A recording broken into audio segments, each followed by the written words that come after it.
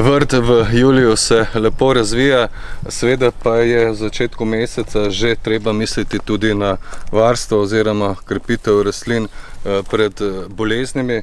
No, danes se bom posvetil paradižniku, bučkam, krompirju, trti in ostalim rastlinam. No, pri paradižniku je seveda v tem obdobju treba odstraniti spodnje liste, ki se dotikajo tal, kajti tam enostavno se lahko tudi okužbe prenašajo na samo rastlino. Vidimo pa pri nas, da smo postavili zasterko malo bolj na debelo, spodaj je zemlja vlažna, mokra, tako da zadržujemo veliko vlage.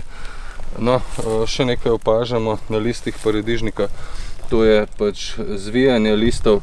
Kar se tiče zvijanja listov, to ni nikakršna motnja, rastlina se predvsem varuje pred pretirano sončno pripeko, na nekaterih sortah je to bolj izrazito, na drugih manj.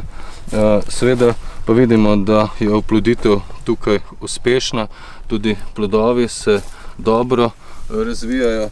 No, kar se tiče paradižnika v rastlinjaku, vsi, ki imate majhne rastlinjake, lahko opažate odpadanje cvetov, to je pa zato, ker ni prišlo do oploditve in v tem primeru tudi plodu ni.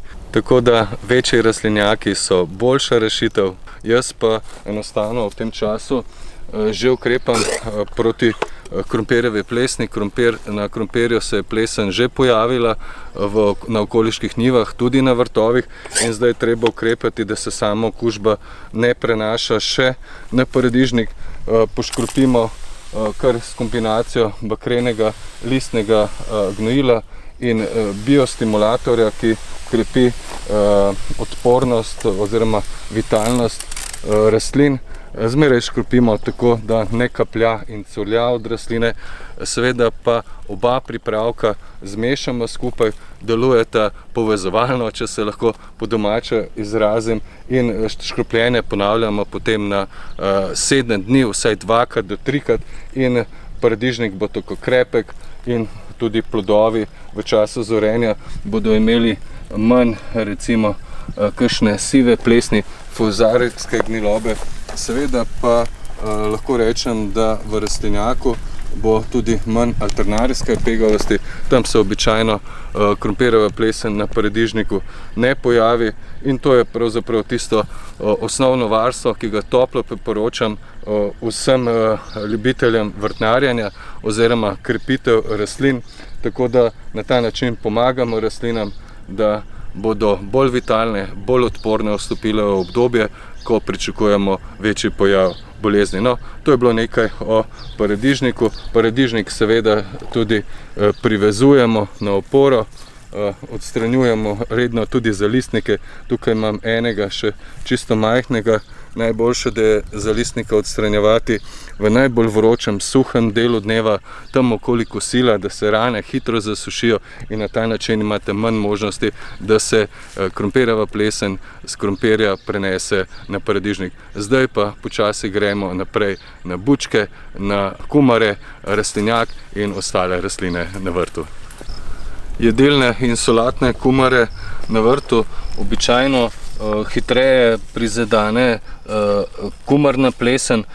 Pepelasta plesen je bolj pogosta v rastlinjaku, tako da jaz škropim tako kumare na vrtu kot kumare v rastlinjaku in na ta način zmanjšam verjetnost okužb.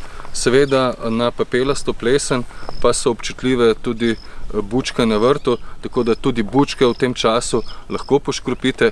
V sredini julija pa priporočam za zunanji del vrta, da posadite tudi nove sadike, tako kumar kot bučk, in na ta način si podaljšate sezono teh plodov tudi v jesen. Take sadike so običajno bolj odporne kot tiste, ki ste jih sadili zgodaj v maju in nimajo dobre splošne kondicije in vitalnosti, da zdržijo pritiske bolezni. Pripravka rasti bakar in rasti fito 6 lahko med sabo mešamo.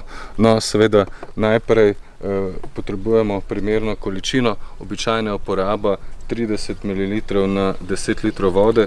Jaz uporabljam kar tak merilni val in pripravil bom samo 2 litra raztopine, zato odmerim samo 6 ml, tako da priporočam, da imate take zadeve doma.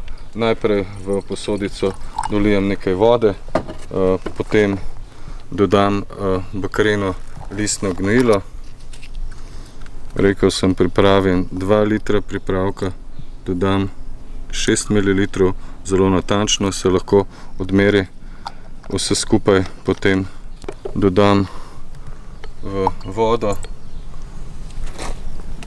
vse skupaj lahko tudi rahlo premešamo, potem pa dodamo še odmerek pripravka Rasti Fito 6, to je biostimulant. Biostimulant Rasti Fito 6 je prva obrambna linija pred boleznimi, no tudi tega mešamo v odmerku 3 ml na liter vode, naredil bom 2 litra pripravka, tako da dodam vse skupaj 6 ml oziroma 30 ml na 10 litrov vode. Bakar deluje fungistatično in bakterijstatično, tako imamo manj težav z boleznimi. Biostimulant pa krepi splošno odpornost in vitalnost rastlin, tako da jih obvezno mešamo skupaj in potem poškropimo rastline.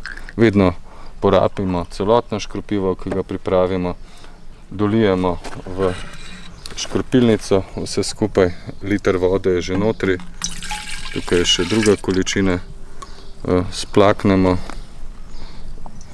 posodico in potem pričnemo škropljenje. Dobro premešamo še v škropilnici in taka škropilna raztopina naj se porabi takoj v tekočem dnevu, potem pa ponavljamo škropljenje v presledku teden dni, vsaj 2 do 3 zapored.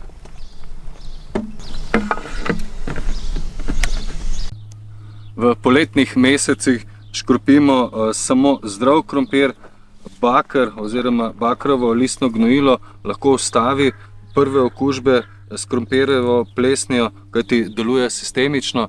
Dodamo pa tudi biostimulator, kajti na ta način okrepimo splošno vitalnost rastlin in oba skupaj pomagata, če so rastline še zdrave. Tukaj imamo primer sorte Rudolf, ki ima globoke korenine, v suši letos se pozna, da je cima še zmeraj dokaj vitalna, ima dobro splošno odpornost proti plesni, ta njiva ni bila škropljena. Vidimo, da se dejansko na tej sorti plesen še ni pojavila, v kakšni začetni fazi se že pojavlja, no zadaj tukaj pa vidimo sorte, ki so že napadene od plesni, tudi proti suši so bile to leto manj odporne, tudi od sorte do sorte je odvisno, kaj sadite. Najboljše pa je saditi odporne sorte na plesen, to so sorte Twister, Alouette in pa Levante. Vidimo, da ima dobro naravno oziroma splošno odpornost tudi sorta Rudolf. Če imate še zdrav krompir, ga poškropite, drugače pa bo počasi potreben izkop. No, na škropljenje pa seveda ne pozabimo tudi v vinogradu. Vinsko trto ravno tako poškropimo z obema pripravkama 2-3 zapored v presledku 7 dni in tako krepimo rastlino pred oidejem, pred peronosporo in drugimi težavami na vinski trti.